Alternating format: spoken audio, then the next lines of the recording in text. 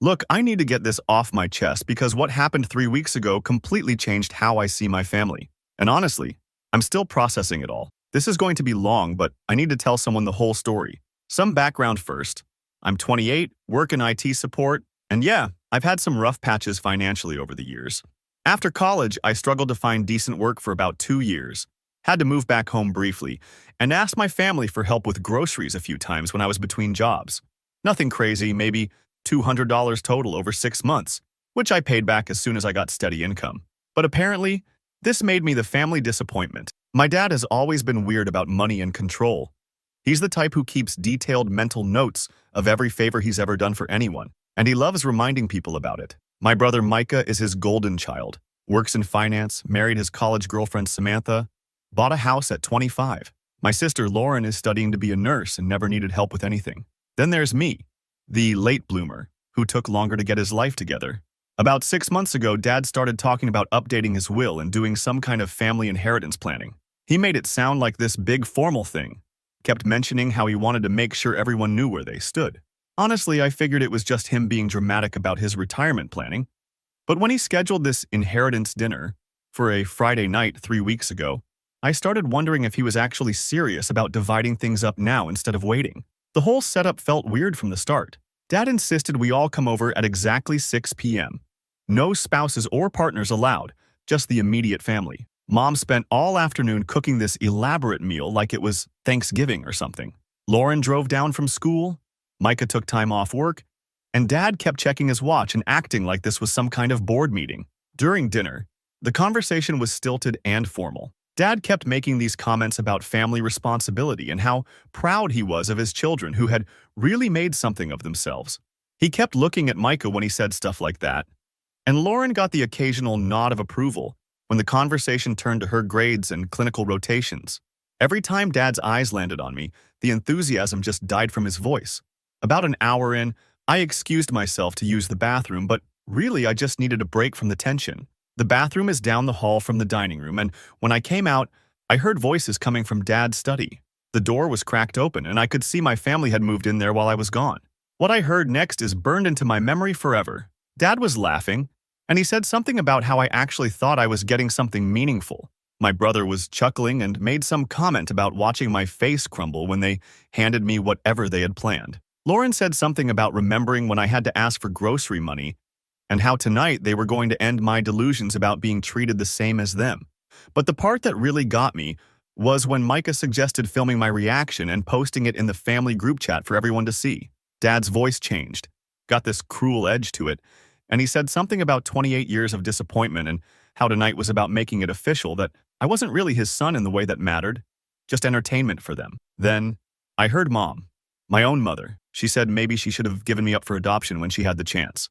I stood there in that hallway for probably 2 full minutes, just listening to my family plan out how they were going to humiliate me. They had this whole thing orchestrated. They were going to present Micah and Lauren with actual inheritance documents, real estate transfers, investment accounts, the works. And then they were going to hand me an empty envelope and watch me open it while they recorded my reaction. Here's the thing, though. I wasn't devastated. I was angry, sure, but more than that, I was just done. Standing there listening to them laugh about destroying me, something clicked. I realized I had been trying to earn approval from people who had never respected me and never would.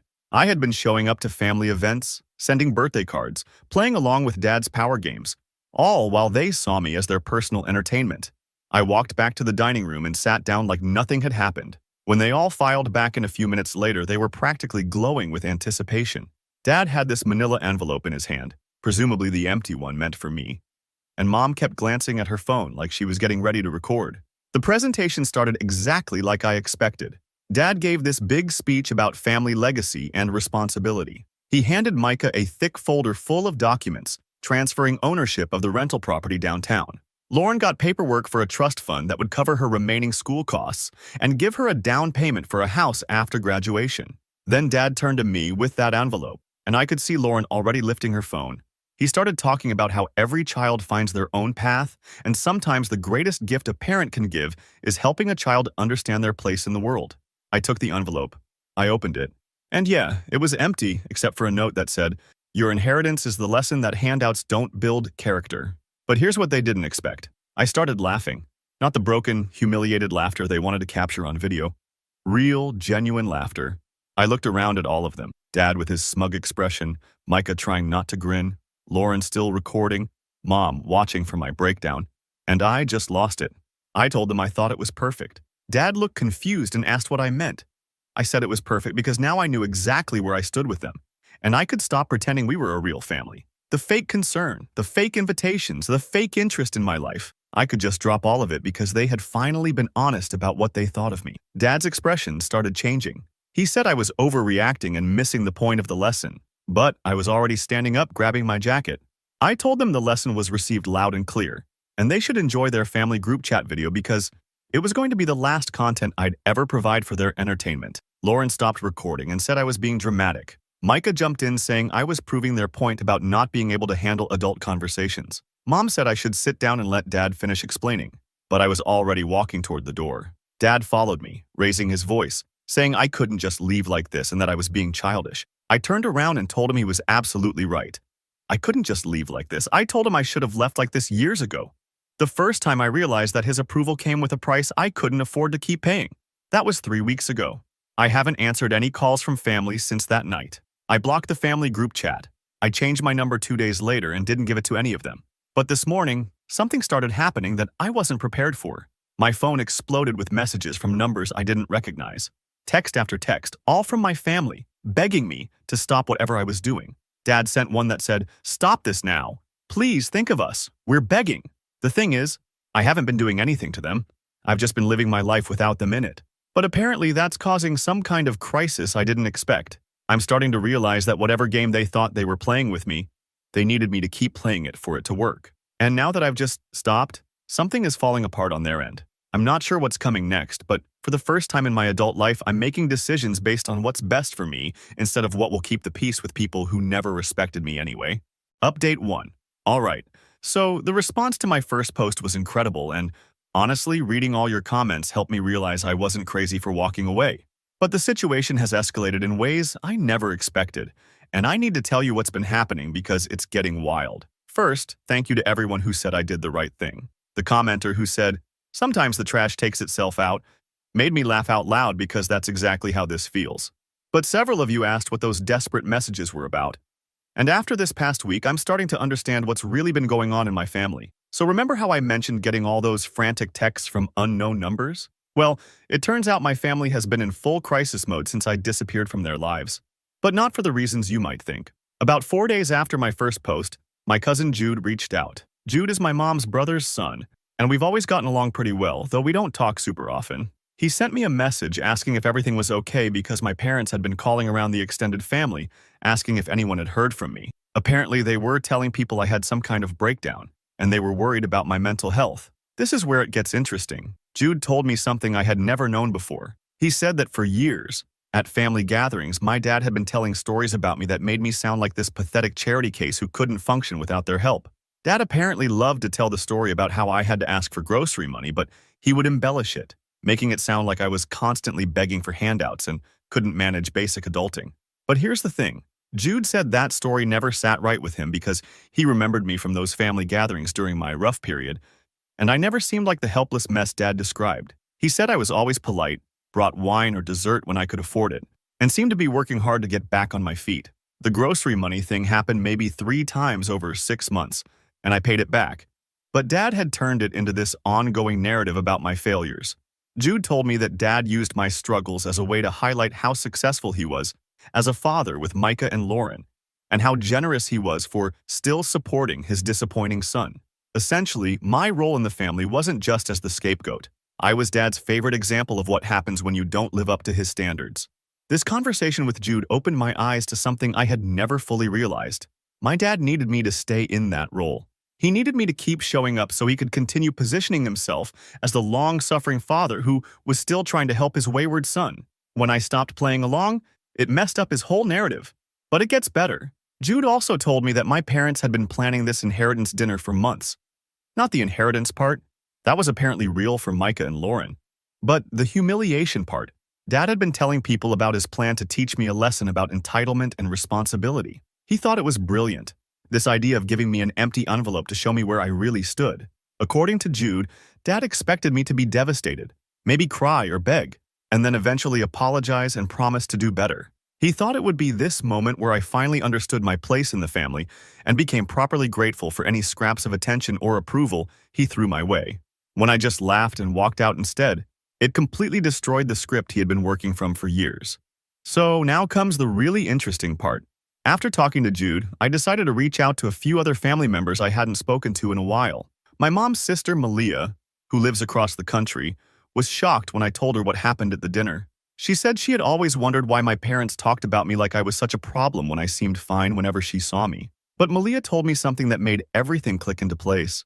She said that over the past few years, whenever there were family events or holidays, Dad would always make a point of telling people about how generous he was being by including me, how he was teaching me responsibility, how difficult it was to have a child who hadn't lived up to expectations, but they were committed to helping me grow.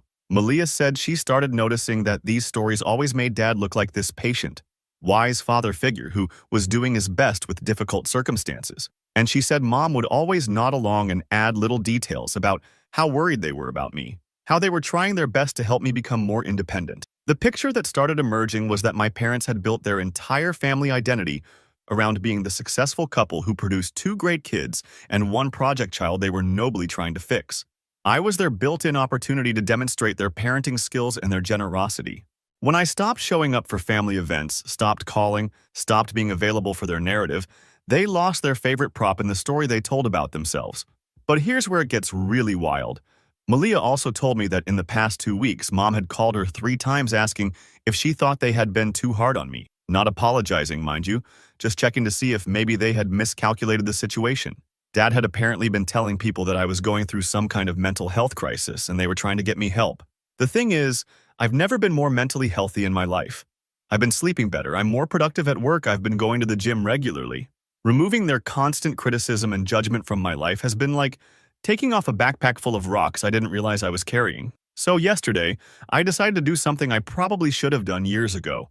I called my mom directly. The conversation was about an hour long, and it was enlightening in ways I wasn't prepared for. Mom started off with this concerned tone, asking where I had been, saying they were worried about me, that Dad was sorry if the inheritance dinner had upset me, but I needed to understand he was just trying to teach me about responsibility. I let her talk for about 10 minutes, just listening to her spin this story about how they were the concerned parents and I was the troubled child who had overreacted to their attempt to help me. Then I started asking questions. I asked her why, if they were so concerned about my well-being, they had planned to film my reaction to the empty envelope. I asked her why Dad had been telling extended family members about my financial struggles from years ago. I asked her why she had told Lauren and Micah that they were going to end my delusions about being treated equally. Mom got very quiet. Then she started explaining that I had misunderstood what I heard, that I was taking things out of context, that families sometimes say things in private that sound worse than they are, but they don't mean anything by it. I told her that I had heard her say she should have given me up for adoption when she had the chance. I asked her to explain the context that would make that statement okay. She couldn't. She started crying and saying that she had been stressed about the whole situation, that Dad had convinced her this would be good for me in the long run, that she never meant for me to hear any of that. But then she said something that really got to me. She said they had given Micah and Lauren their inheritance early because they were responsible and had proven themselves, but they had been planning to give me something eventually, once I had learned the lesson Dad wanted to teach me. I asked her what lesson that was exactly. What was I supposed to learn from being humiliated and excluded? She said the lesson was that I needed to take more responsibility for my life and stop expecting handouts from family. I reminded her that I had paid back every cent I had ever borrowed from them, that I had been financially independent for over 3 years, and that I had never asked them for anything since getting my current job. She said it wasn't about the money, it was about my attitude. I asked her what was wrong with my attitude. This is where the conversation got really interesting. Mom started talking about how I had always been different from Micah and Lauren, how I had never seemed as grateful for the things they did for me, how I didn't call enough or visit enough or show enough appreciation for being part of the family. I asked her how often Micah and Lauren called or visited. She admitted it was about the same as me, maybe less. I asked her what specific things I had failed to be grateful for. She couldn't give me concrete examples. What became clear during this conversation was that my parents had created this image of me as ungrateful and irresponsible, and they had convinced themselves it was true even though the evidence didn't support it. They needed me to be the problem child because it justified how they treated me and made them feel better about themselves as parents. The conversation ended with Mom begging me to come to dinner this Sunday so we could all talk about this as a family and work things out. She said Dad was willing to apologize for the inheritance dinner if I would just come home and discuss this like adults. I told her I would think about it, but honestly, I'm not sure there's anything to discuss. I'm not the same person who used to show up to family events hoping for their approval. I'm not interested in being their project or their cautionary tale or their opportunity to demonstrate their patience. But part of me is curious to see what they think they can say to fix this. And another part of me thinks it might be interesting to have this conversation with all of them at once, now that I understand what's really been going on. What do you all think? Should I go to this dinner and hear them out? Or is this just going to be another attempt to manipulate me back into the role they want me to play?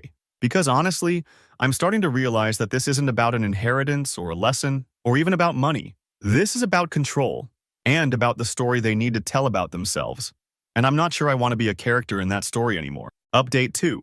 I can't believe what happened yesterday. First off, thank you to everyone who weighed in on whether I should go to that family dinner. The consensus seemed to be split between don't give them the satisfaction and go and watch them squirm. But honestly, I think I needed to see this through to the end. So I decided to go. But I went in with a completely different mindset than I would have a month ago. I wasn't going to try to earn their approval or fix anything. I was going to hear what they had to say and then make my final decision about these people. I showed up exactly on time Sunday evening. Mom answered the door and immediately started with this overly cheerful tone about how happy she was that I came, how she had made my favorite dinner, how Dad was so relieved that we could all sit down and work this out like a family. The whole performance felt fake after everything I had learned about what they really thought of me. Everyone was already in the living room when I walked in. Dad immediately stood up with this big smile and started talking about how glad he was that I was there, how family is the most important thing, how we needed to clear the air about some misunderstandings. Micah and Lauren both looked uncomfortable, which was interesting because they had seemed pretty entertained by the whole thing at the inheritance dinner. But here's what I noticed right away that I had never picked up on before. The whole dynamic felt rehearsed, like they had discussed how this conversation was going to go and what roles everyone was going to play. Dad was going to be the reasonable patriarch, Mom was going to be the concerned mother, and Micah and Lauren were going to be the successful siblings who were worried about their troubled brother. We sat down for dinner, and Dad started his speech. He said he wanted to apologize if the inheritance dinner had been handled poorly, but that he hoped I could understand he was trying to teach me an important lesson about family and responsibility. He said that sometimes as a parent, you have to make difficult decisions to help your children grow, and he was sorry if his methods had seemed harsh. I let him talk for about 5 minutes, just watching the performance. Then I asked him what specific lesson he thought I needed to learn. Dad got this patronizing look and started talking about how I had always struggled with taking responsibility for my mistakes, how I had a tendency to blame others when things didn't go my way, and how the inheritance dinner was meant to help me understand that actions have consequences. I asked him to give me specific examples of times when I had failed to take responsibility for mistakes or blamed others unfairly. This is where things got interesting. Dad looked confused for a second, like he hadn't expected to have to provide evidence. He started talking about the period when I was unemployed after college, how I had blamed the job market instead of looking at what I might be doing wrong in interviews. I reminded him that during that period, I had taken a customer service job to pay my bills while continuing to look for work in my field, that I had signed up for additional certification courses, and that I had never blamed anyone for my situation. I had asked for help with groceries exactly 3 times, and I had paid every cent back within 2 months of getting steady work. Dad said that wasn't the point, that it was about my attitude during that time. I asked him what was wrong with my attitude.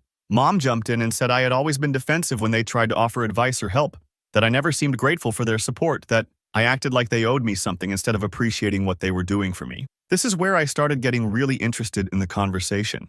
I asked Mom what advice they had offered during that period, that I had rejected defensively. She couldn't give me specific examples. She just kept saying that I had an attitude problem, that I was ungrateful, that I didn't appreciate how much they worried about me. Lauren spoke up and said that I had always been different from her and Micah, that I never seemed to care as much about family events or staying in touch. She said it hurt Mom and Dad when I didn't call as often or seemed distant during holidays. I asked Lauren how often she called Mom and Dad. She admitted it was maybe once a week, sometimes less. I asked Micah the same question. Same answer. I told them that I called or texted Mom every few days, that I had never missed a birthday or holiday unless I was sick, and that I had driven down for every major family event for the past 3 years. I asked them what they meant by distant during holidays. Nobody could give me concrete examples. They just kept saying that I seemed different, that I didn't engage the same way Micah and Lauren did, that I always seemed like I was somewhere else mentally. This is when I realized what was really happening. I told them that I thought the problem was that they had created this image of me as the struggling, ungrateful, irresponsible child, and they had convinced themselves it was true, even when the facts didn't support it. Dad got defensive and said that wasn't true, that they had always been proud of me, but they were concerned about my life choices and wanted to help me succeed. I asked him to explain how humiliating me in front of the family and filming my reaction was supposed to help me succeed. The room went completely quiet. Mom started to say something about how I had misunderstood what I heard, but I cut her off. I told them that I knew they had been planning the inheritance dinner for months, that Dad had been telling extended family members about his plan to teach me a lesson, and that they had specifically orchestrated the whole thing to break me down so they could build me back up in the image they wanted. Micah said I was being paranoid and reading too much into things. I asked him if he thought it was normal for parents to give 2 children significant inheritances and give the third child an empty envelope while recording his reaction.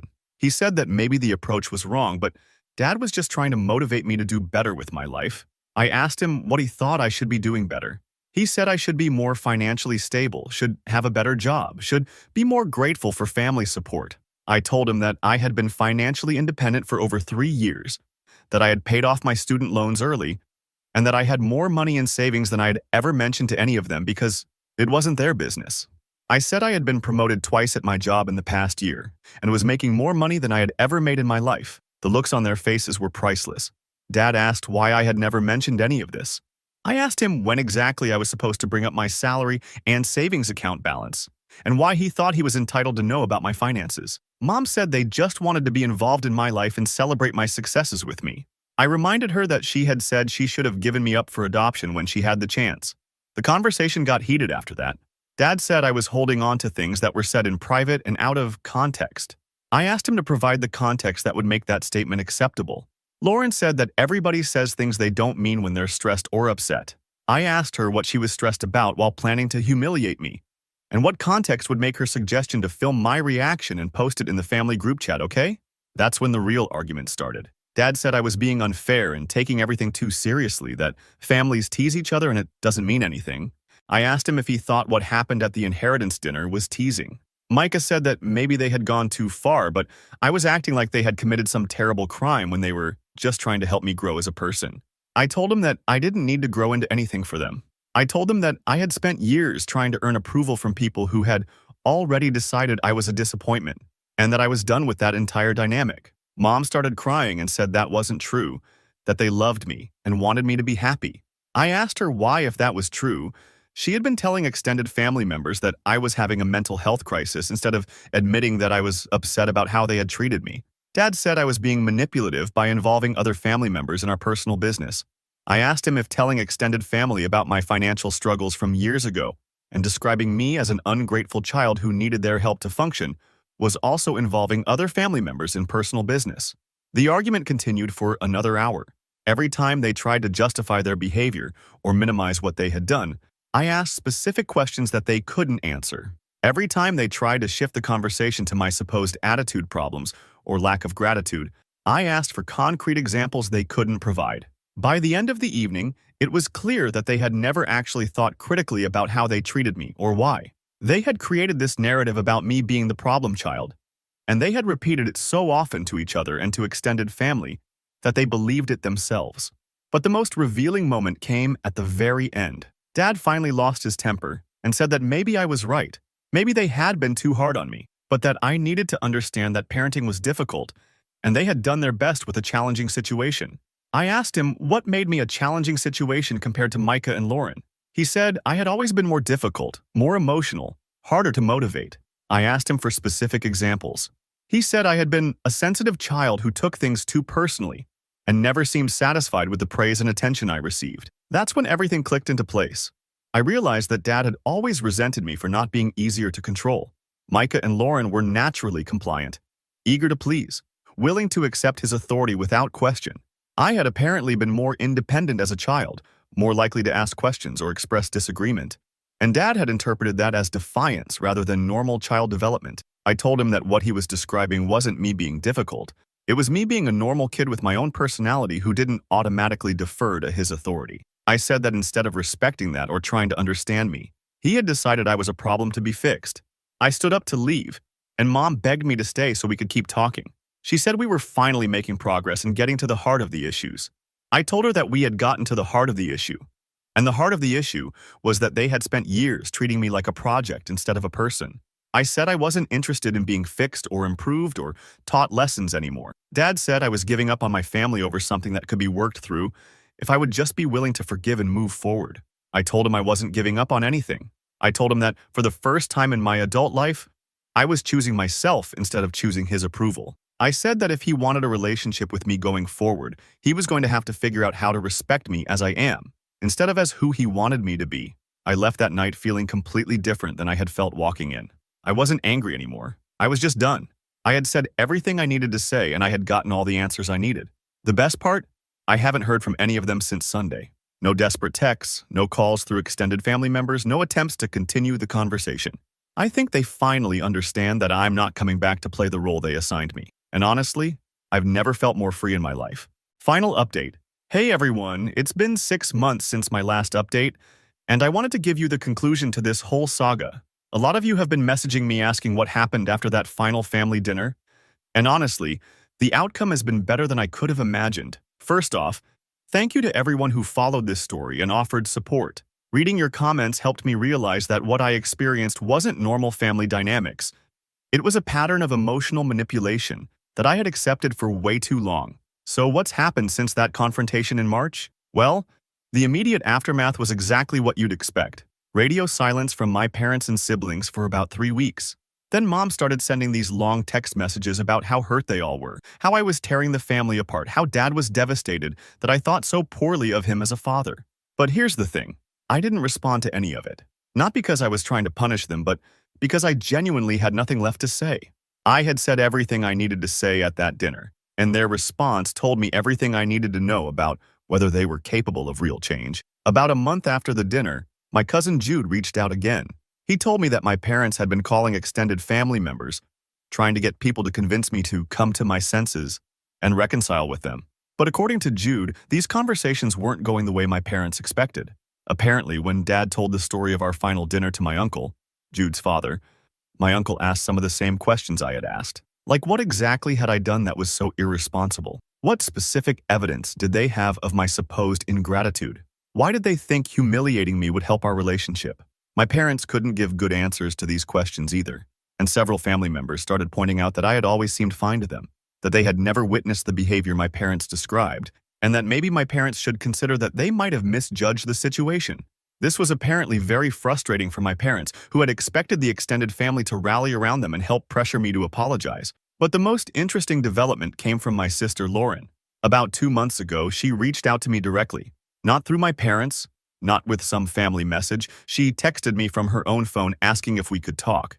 I was curious enough to respond, so we met for coffee near her college. The conversation was awkward at first, but Lauren surprised me by actually apologizing. Not one of those non-apology apologies where someone says they're sorry if I was offended, but a real acknowledgement that what they had planned for the inheritance dinner was cruel and that she felt bad about her part in it. She told me that in the months since our blow-up, she had been thinking about some of the things I said, particularly about how they couldn't provide specific examples of my supposed problems. She said that when she really tried to remember concrete instances of me being ungrateful or irresponsible, she couldn't come up with any. Lauren also told me something that explained a lot. She said that growing up, she had always felt pressure to be the good daughter because Dad was constantly criticizing me. She said she realized she had participated in putting me down because it made her feel more secure in her position as the favored child. She asked if there was any way we could have a relationship separate from our parents and Micah. I told her I appreciated the apology and that I was open to rebuilding trust with her over time, but that it would have to be a slow process and she would have to accept that I wasn't interested in rejoining the family dynamic we grew up in. We've been texting occasionally since then. It's not the same as it used to be, but it's something. And it feels genuine in a way our previous relationship never did. Micah, on the other hand, has doubled down on supporting our parents. According to Lauren, he's been telling people that I'm being dramatic, and holding grudges over nothing, that I'm punishing the whole family for dad's attempt at tough love. So that relationship is probably done permanently, and I'm okay with that. But here's what's really wild. My parents have apparently been struggling with the loss of their favorite topic of conversation. Remember how I learned that dad loved to tell stories about my failures to make himself look like a patient, long-suffering father? Well, without me around to provide new material, and with extended family members questioning the stories he already tells, he's lost his go-to narrative about his parenting success. Jude told me that at the last few family gatherings, my parents have seemed off their game socially. They used to dominate conversations with updates about all their children, Micah's career success, Lauren's academic achievements, and my latest struggles that they were so generously helping me through. Now they just have two success stories and no dramatic rescue narrative, and apparently it's made them less interesting at parties. Jude said it was weird watching them realize that a significant portion of their social identity had been built around managing their difficult child. But enough about them, let me tell you what's been happening in my life. Remember how I mentioned that I had been doing better financially than my family realized? Well, that success has continued. I got another promotion at work in April, and I'm now managing a team of 12 people. I used some of my savings to put a down payment on a house. Nothing fancy, but it's mine, and I love it. I've also been going to therapy, not because I'm broken or damaged, but because I wanted to understand how I had accepted that treatment for so long and make sure I never fall into that pattern again. My therapist has helped me recognize that my family's treatment of me was a form of emotional abuse and that my response, setting boundaries and walking away, was actually the healthiest thing I could have done. The most surprising change has been in my social life. Without the constant drain of family drama and the underlying stress of never being good enough for my parents, I've had so much more energy for friendships and hobbies. I joined a hiking group, started taking cooking classes, and I've been dating someone I met through work who actually appreciates me for who I am, instead of seeing me as a project to fix. About 3 weeks ago, I ran into my mom at the grocery store. It was the first time I had seen her since that final dinner, and the encounter was exactly as awkward as you'd expect. She immediately started talking about how much she missed me, how the family wasn't the same without me, how Dad had been doing a lot of thinking about our conversation. I was polite but distant. I told her I was doing well, that I was happy with my life, and that I hoped she was taking care of herself. When she asked if we could all sit down and talk again, I told her that I wasn't interested in revisiting the same conversations we had already had multiple times. She asked what it would take for me to forgive them and come back to the family. I told her that I had already forgiven them in the sense that I wasn't carrying anger around anymore, but that forgiveness didn't mean returning to a dynamic that was harmful to me. I said that if she wanted a relationship with me in the future, she would need to figure out how to respect the boundaries I had set instead of trying to negotiate them away. The conversation ended with her saying she didn't understand why I was being so stubborn about this, and me realizing that she still saw my refusal to return to their previous treatment of me as stubbornness rather than self-respect. So where do things stand now? I haven't spoken to my parents or Micah in over 4 months. I text with Lauren maybe once a week. I have closer relationships with my extended family members than I've had in years, because I'm not filtering every interaction through my parents' narrative about me. Most importantly, I wake up every morning without the background stress of wondering what I need to do to earn approval from people who had already decided I wasn't worth their respect. The empty envelope Dad gave me that night was supposed to teach me a lesson about my place in the family. Instead, it taught me that my place in the family was whatever I chose to make it, and that I deserved better than what they were offering. I know some of you might think I'm being too harsh, that family is supposed to forgive and work through problems together. But here's what I've learned. Family isn't supposed to be a place where you have to prove your worth over and over again. Real family doesn't need one person to be the problem so everyone else can feel good about themselves.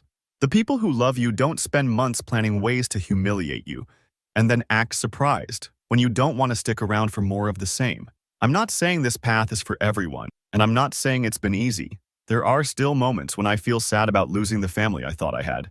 But I've gained something more valuable, respect for myself and a life that I actually want to live. That empty envelope was supposed to be my inheritance, but it turns out the real inheritance was learning that I didn't need their approval to build a life I was proud of. Thanks again to everyone who followed this story and offered support. Sometimes you need strangers on the internet to tell you that your normal meter is broken before you can fix it.